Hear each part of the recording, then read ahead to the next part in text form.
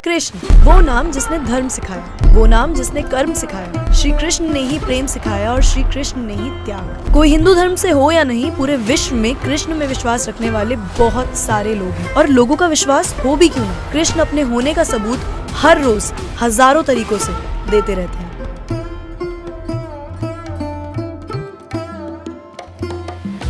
पुरी का जगन्नाथ मंदिर हो या फिर गुजरात का द्वारकाधीश मंदिर, जयपुर के गोविंद देव जी हो या फिर वृंदावन के बाके बिहारी, श्री कृष्ण का चमत्कार हम सब ने किसी न किसी रूप में कहीं ना कहीं जरूर देखा है। हिंदू धर्म में बताई गई श्री कृष्ण की जिंदगी की कहानियों से बहुत कुछ सीखा जा सकता है और उनकी रासलीला के किस्से किसे नहीं पसंद। पर आज हम इस वीडियो में आगे बढ़े उससे पहले ये समझ लेते हैं कि रासलीला आखिर होती क्या है। Raslila in literal sense means the dance of divine love.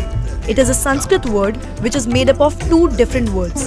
Ras, sweet taste or nectar, and Leela, the act of play और डांस, जिसका सिंपल भाषा में मतलब ये है कि भगवान विष्णु के अवतार श्री कृष्ण अपने मानव रूप में ही बचपन से बहुत शरारती थे। वो गोपियों के साथ खेलते थे, उन्हें तंग करते थे, डांस करते थे, उनके घरों से माखन चुराते थे।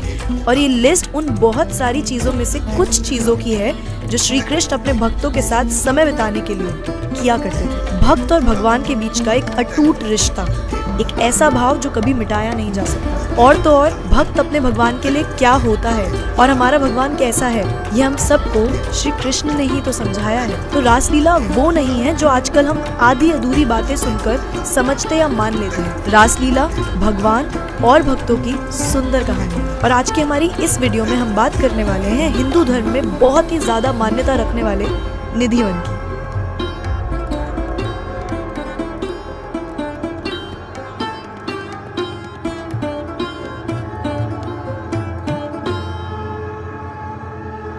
वृंदावन नगरी में स्थित ये निधिवन श्री कृष्ण, राधा रानी और सभी गोपियों की रासलीला का जीता जागता प्रतीक है। और साथ ही ये इस चीज का प्रमाण भी है कि यहाँ आज भी श्री कृष्ण खुद आकर रासलीला रचाते हैं। तो आइए जानते हैं श्री कृष्ण की भूमि वृंदावन के बहुत ही अनोखे निधिवन की अनबिलीवेबल मिस्ट्रीज। निधिवन में मौजूद हर तुलसी का पेड़ अलग है। मतलब ये वैसे नहीं दिखते जैसी तुलसी हमारे घर में होती है, ये एक पेड़ की तरह होते हैं और इन्हें वन तुलसी भी कहा जाता है। यहाँ उगी हुई तुलसी के पेड़ ऊपर और नीचे से काफी अलग होते हैं। जहाँ तुलसी के पेड़ के पत्ते हरे भरे दिखते हैं, वहीं पेड़ का तना सूखा और खोखला होता है। It is said and believed कि यहाँ की तुलसी गोपियों का रूप है।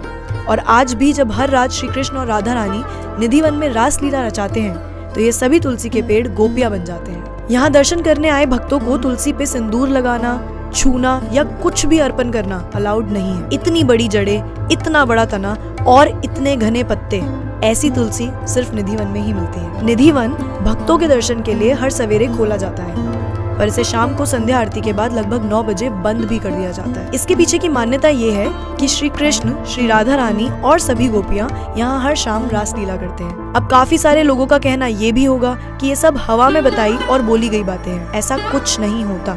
तो मैं आपको कुछ ऐसी चीजें बताना चाहती हूँ जिससे शायद आप भी सोचने पे मजबूर हो जाएं कि आखिर क्या है निधिवन का रहस्य। निधिवन में संध्या आरती के बाद सिर्फ इंसान नहीं, जानवर भी नहीं रुक सकते। अब हो सकता है कि आप ये सोचें कि जानवर क्यों नहीं रुक सकते और उन्हें आप बाहर कैसे निकाल देंगे, but let me tell you, Nidhivan में चाहे बंदर हो या चींटी, संध्या आरती होने के बाद एक एक करके हर जानवर निधिवन से बाहर निकल जाता है। यहाँ ये भी बोला जाता है कि अगर कोई निधिवन में छुपते छुपाते रुक भी गया तो वो कभी वापस नॉर्मल लाइफ नहीं जी पाएगा।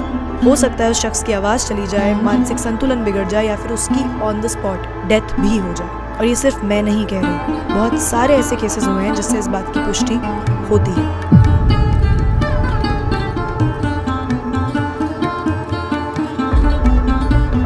यदि आप निधिवन के आसपास के घरों को ध्यान से देखेंगे तो आप भी एक अजीब बात नोटिस करेंगे। बात ये है कि वहाँ प्रेजेंट किसी भी घर में निधिवन के साइड कोई भी विंडो नहीं बनाई गई। और अगर गलती से किसी घर में ऐसी कोई विंडो है भी जो निधिवन की तरफ फेसिंग है तो वो विंडो सदियों से बंद है। और ऐसा इसलिए है क्योंकि लोगों का कहना है कि वो नहीं चाहते कि रात को भी गलती से उनकी नजर निधिवन पर चली जाए। और ये बात यहीं खत्म नहीं होती। निधिवन के पास रह रहे कई लोगों का ये भी दावा है कि रात के टाइम उनको इस तुलसी के जंगल से गानों की और घुंघरूओं की आवाजें सुनाई देती रहती हैं। लेकिन आज तक किसी ने उस समय इन वॉइसेस के ओरिजिन को जानने की कोशिश नहीं की।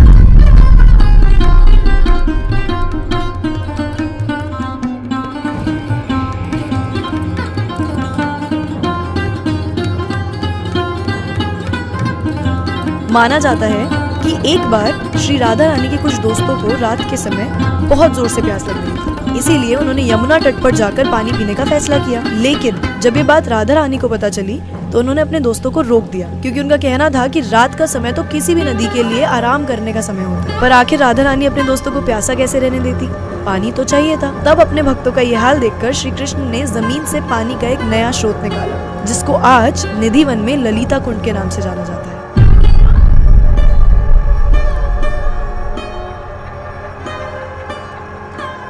निधि वन में एक बहुत ही खूबसूरत श्रृंगार घर है जो राधा रानी और श्री कृष्ण के लिए बनाया गया है। इस कमरे का रहस्य आज तक कोई नहीं समझ पाया। तो होता कुछ यूं है कि हर रात मंदिर बंद होने से पहले मंदिर के पुजारी श्रृंगार घर में वहाँ रखे बिस्तर को सजाते हैं। श्रृंगार का सामान वहाँ रखा जाता है, पान, गुलाब के पत्ते और भी बहुत कुछ। और पूरे श्रृंगार घर को सजाने के बाद उस पे एक बहुत मोटा सा और बड़ा सा ताला लगा दिया जाता है। अगले दिन हर सवेरे मंदिर खुलते ही सबसे पहले श्रृंगार घर को खोला जाता है और फिर हर रोज ये सजाया हुआ कमरा उथल पुथल हुआ मिलता है, जैसे कि मानो रोज रात को यहाँ कोई आता हो। मान्यता ये है कि श्री कृष्ण रोज रात को राधा रानी का श्रृंगार करते हैं और ये दोनों साथ में समय व्यतीत करते हैं। तो ये कमरा जिसे रोज खुद मंदिर के पुजारी बंद करते हैं और सवेरे आकर खुद ही खोलते हैं, इसमें कौन आता होगा? रिसर्चर्स और इन्वेस्टिगेशंस भी आज तक कुछ नहीं पता लगा पाए। तो अब आप मुझे बताओ, ये भगवान के साक्षात वहाँ होने का प्रमाण नहीं तो और क्या है?